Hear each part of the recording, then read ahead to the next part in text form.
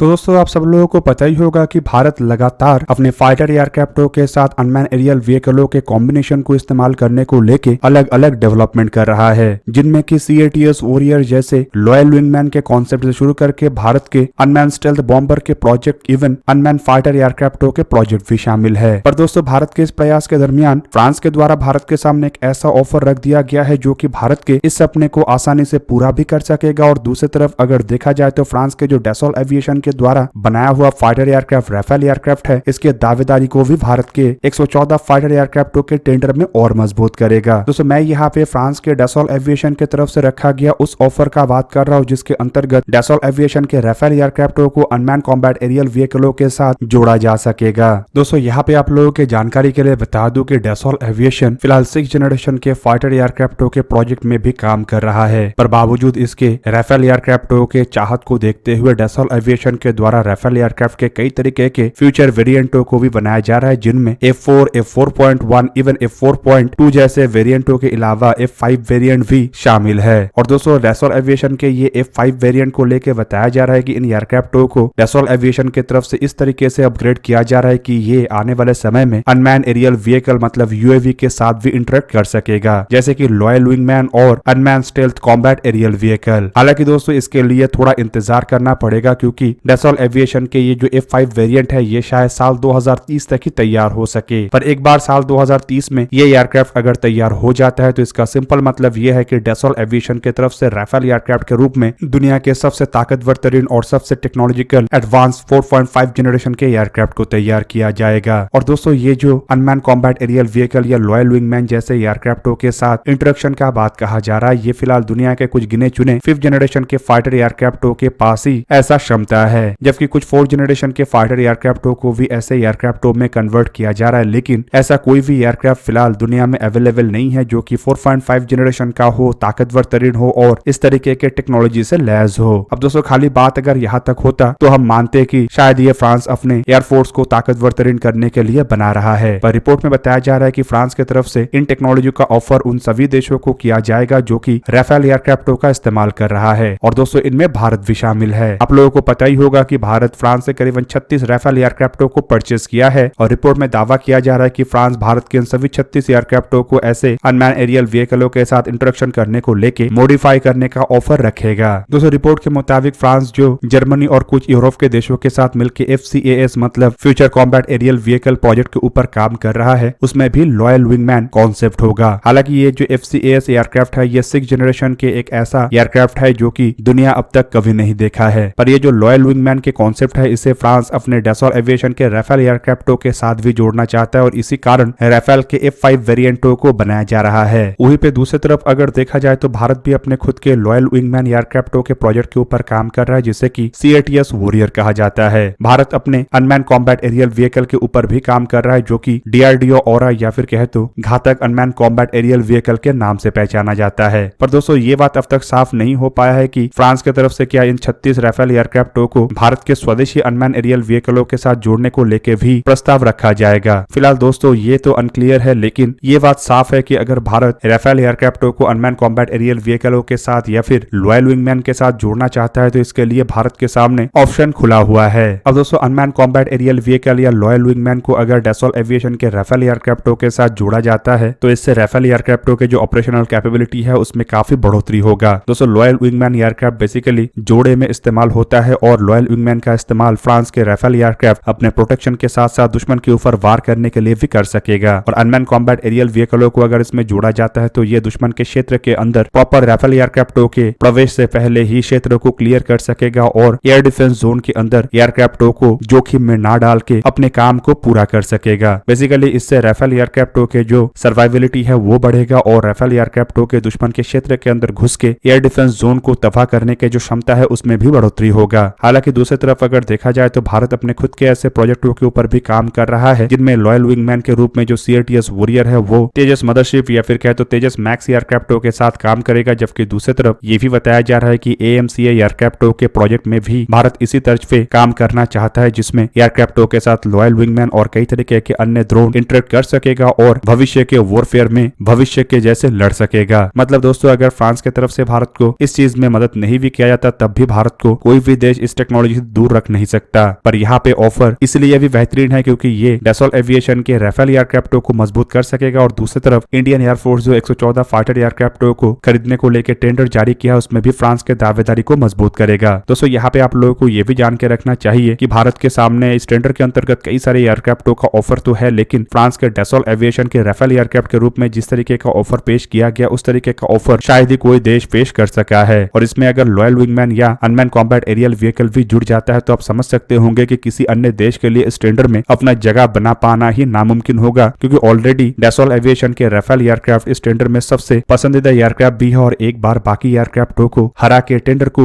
जीत भी चुका है। अब दोस्तों डैसॉल्ट एविएशन के राफेल एयरक्राफ्टों का बात हो ही रहा है तो यहाँ पे मैं आप लोगों को और एक महत्वपूर्ण डील के बारे में भी जानकारी दे देता हूँ। दोस्तों ये डील है 30 प्रेडिएटर अनमैन एरियल व्हीकल का डील। हाँ दोस्तों, अब ये बात साफ हो चुका है कि भारत 18 ड्रोनों को नहीं खरीदेगा बल्कि 18 की जगह में 30 ड्रोनों को खरीदेगा। और दोस्तों मैं ये इसलिए कह रहा हूँ क्योंकि कुछ मीडिया रिपोर्टों में दावा किया जा रहा है कि मिनिस्ट्री ऑफ डिफेंस की तरफ से 30 प्रेडिएटर ड्रोन खरीदने को लेकर ग्रीन लाइट दिया जा सकता है। दोस्तों सबसे पहले ये निर्धारित किया गया था कि इंडिया के द्वारा असल में 30 प्रेडिएटर ड्रोनों को ही खरीदा जाएगा, जिसमें बताया गया था कि इंडियन आर्मी, इंडियन नेवी और इंडियन एयरफोर्स के लिए 10-10 की संख्या में ड्रोनों को परचेस किया जाएगा। जबकि बाद में ये खबर आया कि इन ड्रोनों को लेके इंडियन आर्मी और इंडियन एयरफोर्स उतना इंटरेस्टेड नहीं है जितना इंटरेस्टेड इंडियन नेवी है। बेसिकली इंडियन नेवी को इस तरीके के ड्रोनों का सबसे अधिक आवश्यकता है, जबकि इंडियन आर्मी और इंडियन एयरफोर्स का कहना है कि इसका कीमत काफी अधिक होने के कारण ये दोनों बेड़ा ड्रोनों की जगह में अपने अन्य आवश्यकताओं को इस प्राइस से पूरा करना चाहता है और इन ड्रोनों के आवश्यकताओं को ऑल्टरनेटिव ड्रोन जैसे कि इजरायली या फिर भारतीय स्वदेशी ड्रोनों के द्वारा पूरा करना चाहता है। हालांकि बाद में नेवी की तरफ से कन्विंस करते हुए आर्मी और एयरफोर्स को भी ड्रोन के डील को लेकर मनवाया गया, लेकिन तब तक खबर आया कि असल में 30 की संख्या में ड्रोनों को ना खरीद के थोड़ा कम संख्या में ड्रोनों को खरीदा जाएगा और कुल 18 ड्रोनों को खरीदा जाएगा, जो कि तीनों बेड़े में इक्वली मतलब 6-6 की संख्या में बांटा जाएगा। पर दोस्तों अब बताया जा रहा है कि 18 नहीं बल्कि 30 की संख्या में ड्रोनों को ही परचेस किया जाएगा, लेकिन यहाँ पे ड्रोनों को इक्वली बांटा नहीं जाएगा। पहले जो 10-10 और उसके बाद जो 6-6 संख्या में ड्रोनों का जिक्र किया गया था, अब बताया जा रहा है कि ना 10 और ना ही 6 की संख्या में ड्रोन होगा, बल्कि आर्मी और एयरफोर्स के बेड़े में जहाँ पे 8 की संख्या में ड्रोन मतलब टोटल 16 ड्रोन होगा, तो वहीं पे बाकी के 14 ड्रोन नेवी खरीदेगा। मतलब नेवी को अब आर्मी और एयरफोर्स के मुकाबले में दुगने से थोड़ा कम ड्रोन मिलेगा। पर इस संख्या को अगर देखा जाए तो ये कुल मिला के 30 ड्रोन होता है और जिस तरीके से ड्रोन को आवंटन किया जाएगा उससे भी एक चीज साफ हो गया है कि नेवी को ही असल में इस तरीके के ड्रोनों का सबसे अधिक आवश्यकता है। अब दोस्तों नेवी की आवश्यकता के बारे में तो पहले ही हमें तब अंदाजा लग गया था जब नेवी के द्वारा 2 ड्रोनों को साल 2020 में लीज में हासिल किया गया था, जबकि अब फिर से इन दोनों ड्रोनों के लीज को एक्सटेंड किया गया है। अब दोस्तों ड्रोनों के डील में संख्या बढ़ाने के पीछे भी एक तथ्य दिया जा रहा है कि अमेरिका असल में ड्रोनों के डील के अंतर्गत टेक्नोलॉजी ट्रांसफर के लिए कम से कम 30 ड्रोनों का डील चाहता है। मतलब 30 के कम संख्या में अगर ड्रोनों को परचेस किया जाता है तो शायद भारत को टेक्नोलॉजी ना मिले, और इसे ही देखते हुए ड्रोनों की संख्या को बढ़ाया गया। लेकिन जिस बेड़े को सबसे अधिक ड्रोनों को आवश्यकता है उसे ही अधिक ड्रोन दिया जा रहा है और बाकी बेड़े में ड्रोनों को 8-8 की संख्या में डिवाइड किया जा रहा है। अब दोस्तों इससे एक बात और साफ हो जाता है कि भारत 30 ड्रोनों को खरीदने के बदले अमेरिका से प्रेडिएटर जैसे महत्वपूर्ण और सबसे ताकतवर तरीन ड्रोनों की टेक्नोलॉजी को हासिल करेगा, जिससे कि भारत आने वाले समय में इस तरीके के ताकतवर तरीन ड्रोनों को अपने खुद के बलबूते पे भी बना सकेगा। हालांकि अगर देखा जाए तो भारत अपने खुद के बलबूते पे मीडियम ऑल्टीट्यूड लॉन्ग एंड्योरेंस श्रेणी के आर्चर एनजी और तापस BH-201 जैसे ड्रोनों को जहां पे बना चुका है, तो वहीं पे हाई ऑल्टीट्यूड लॉन्ग एंड्योरेंस श्रेणी के ड्रोन के साथ साथ stealth drone, loyal wingman, even unmanned fighter एयरक्राफ्टों को भी बना रहा है। और ये ड्रोन के डील से जो टेक्नोलॉजी भारत को मिलेगा उससे भारत अपने ड्रोनों को और अधिक ताकतवर और मजबूत बना सकेगा।